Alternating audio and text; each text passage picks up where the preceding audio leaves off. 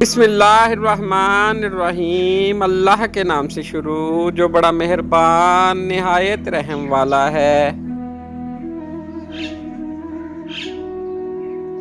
ڈوبنا ہی پڑتا ہے ابھرنے سے پہلے، غروب ہونے کا مطلب زوال نہیں ہوتا۔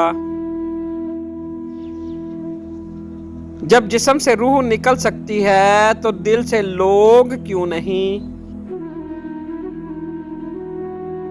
زمین پہ کوئی اپنا کھو جائے تو انسان عرش کی جانب دیکھنے لگتا ہے۔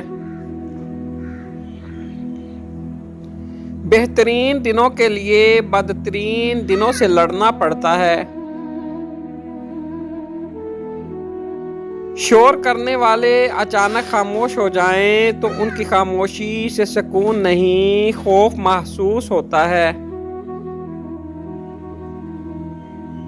اگر آپ اپنے سر کو ڈھک لیں گی تو بھی اتنی ہی پڑھی لکھی رہیں گی جتنی اب ہیں، البتہ عزت مزید بڑھ جائے گی۔ لوگ مرنے والے شخص کو نہیں روتے بلکہ مرحوم سے وابستہ مفادات کے مرنے کو روتے ہیں۔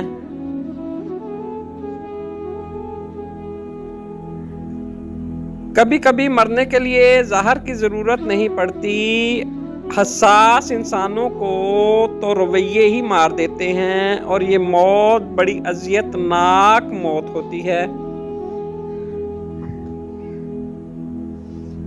دوبارہ گرم کی گئی چائے اور بار بار کیے گئے سمجھوتے، دونوں میں پہلے جیسی مٹھاس اور ذائقہ کبھی نہیں رہتا۔